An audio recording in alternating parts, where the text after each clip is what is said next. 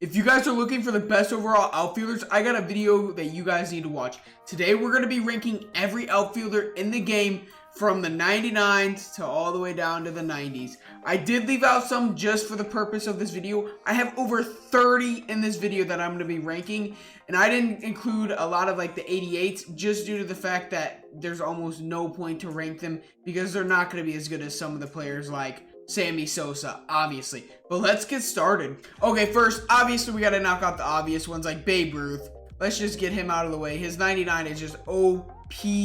Next up, let's just get someone like Sammy Sosa out of the way. These heads are just too good to not even have them in S tier.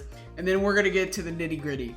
Okay, guys, so we're to the first very controversial card. I'm going to have Jazz at A. He's not S tier strictly because of how much he costs, and his splits against lefties are not the best. 99 Trey is obviously an S tier. This dude's just a goon.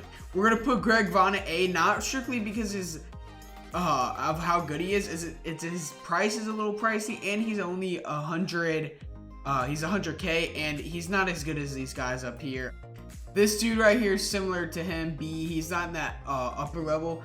I just think his power lacks, and he's kind of just above average at fielding and speed. He's not like crazy, but he's pretty good.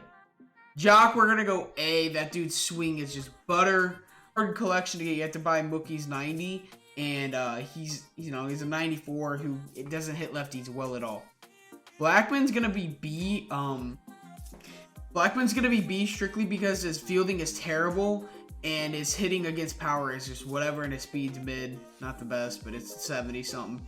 Cattell obviously is going all the way up to A. This dude's a BR goon for me. He's a goon for everybody. Like, that's strictly put.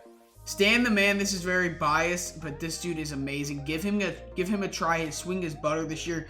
His contact plays at max contact, I'm pretty sure. It plays very well, and his stance is pretty butter, and he has decent defense. Yelich is going to be another high A. He has a butter swing. Defense is whatever, but he's a high A.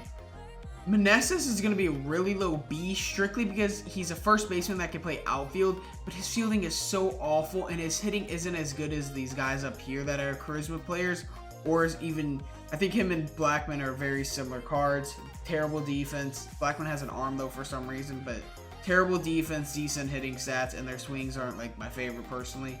So Lair, obviously way down here, his fielding is terrible. I would put him up here, around here, strict above Meneses because I believe he has better hitting stats, a better swing overall. Eddie Matthews is going to be right here, high A, better than all of these dudes up here in my opinion. Really good fielding, decent speed, amazing swing, amazing hitting stats. That's why he's going above people like Jazz and all of these dudes. Good swing.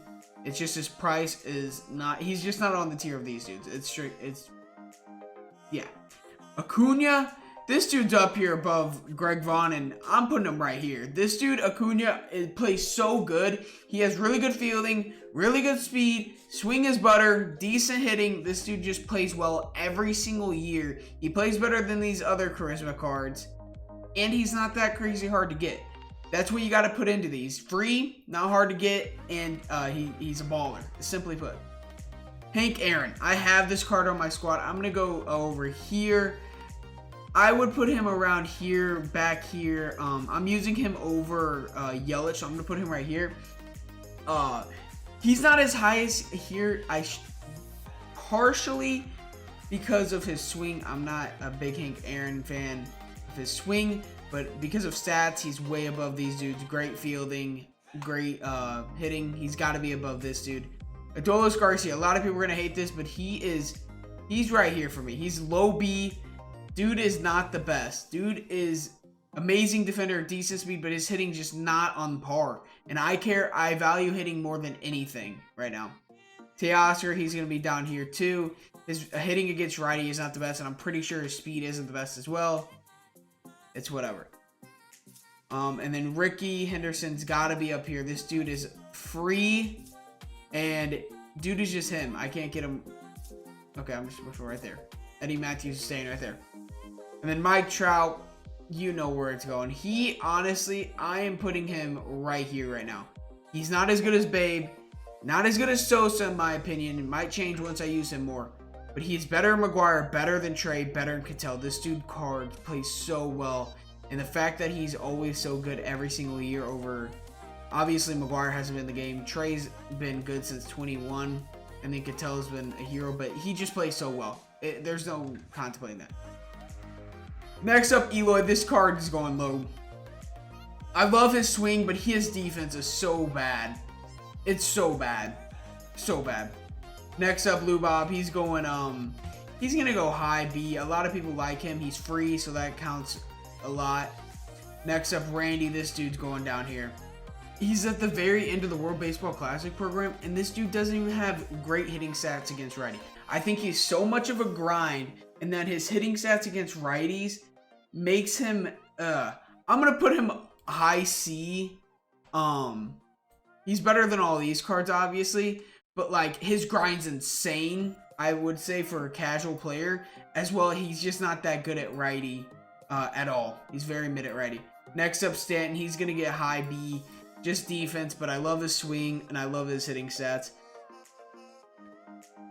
Eric Davis is going to go mid to high B, strictly because he is easier to get with the XP path. He has better hitting stats than these heads down here, and his fielding and speed are better than a lot of heads down here. The only thing that docks him a lot, which I'm going to take him down, probably is his stance is terrible. Last but not least, I'm going to give Anthony Santander high or low B, or low A, sorry.